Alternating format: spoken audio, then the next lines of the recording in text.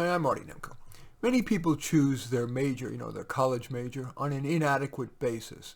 They're into psychology, or they had an amazing professor for an intro course, or their BFF chose that major.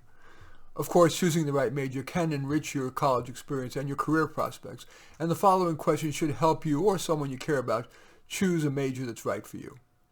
I'll then offer tips on making the most of the major, which are actually applicable to most courses. Should you choose what I call a career prep major or a liberal arts major? This is a macro decision and it's key, and here is the case for both or each of those. A career prep major, such as engineering, nursing, or business, will give you an edge in obtaining your first professional job compared with, for example, art, race or gender studies, and psychology. The course material tends to be more concrete in these career prep majors and so more comprehensible than the material in other majors.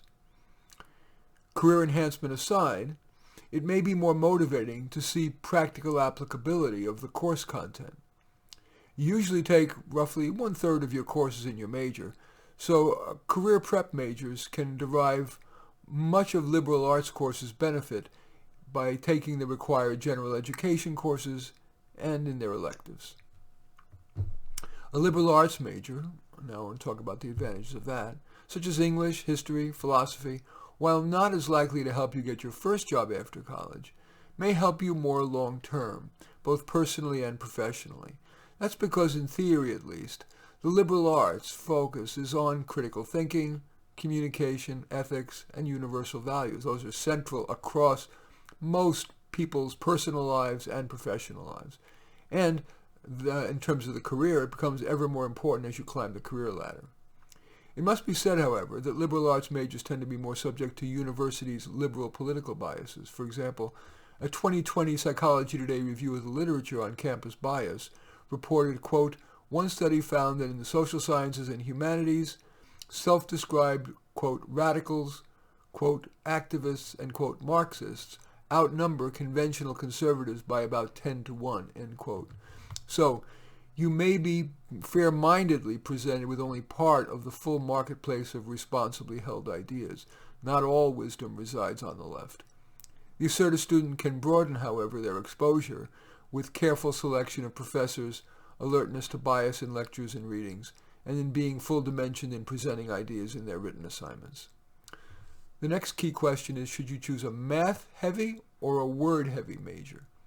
A common reason for changing majors is to avoid math-centric courses.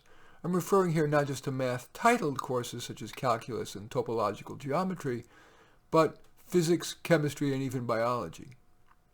Especially after the intro course, math is now core to all sciences. Conversely, some people are better with numbers than they are with numbers than with words. Most majors outside the science of math are word-centric, much more reading and writing than quantitative analysis. Next question is, should you choose a popular major or an under-the-radar one? Popular majors such as psychology, business, and political science have the advantages of being more recognized by employers. Plus, popular majors tend to be in large departments, which affords students more choice of professors and electives. Under-the-radar majors may have advantages as well. Usually classes are smaller, and you'll get more attention from professors. For example, one-on-one tutelage. Also, you'll stand out in the job market if your little-known major has career implications. For example, entomology, meteorology, or rhetoric. You might ask, why rhetoric? Because the crucial skills of critical thinking and effective communication are at that major's core. Of course, few schools offer a rhetoric major, but a communications major may serve a similar purpose. Now let's finally turn to making the most of the major. Two people could complete the same major at the same institution, yet one could derive far more benefit. The following should help, and much of it applies to courses outside your major. Better a transformative professor than an interesting course title. A top teacher of psycholinguistics might well infuse more of value in you than would a mediocre professor of sexuality. Where there's a choice, choose a professor that has effusive student reviews on such websites as ratemyprofessors.com. Choose elective courses carefully, based both on the professor and on your career and personal interests, of course. Because electives are usually taught less often, you might want to tentatively calendar all the courses you plan to take before graduating, both those in and outside your major. That makes it more likely you'll get to take what you want. Take only a modest amount of notes. Focus on what you, and okay, maybe the professor, deem important that you don't already know. Adapt assignments to suit. Give a good reason and most professors will let you adapt the assignment or even choose a completely different one. Let's say you're taking a course in the history of psychology and the professor asks the class to write a paper on the history of personality testing. If you're more interested in, say, intelligence, eating disorders, whatever, ask if you could write the paper on the history of that. Carefully choose your advisor. If the chemistry is right, that person could be your most important mentor and career door opener. If you're not happy with your current advisor, ask a more desired one if he or she would serve.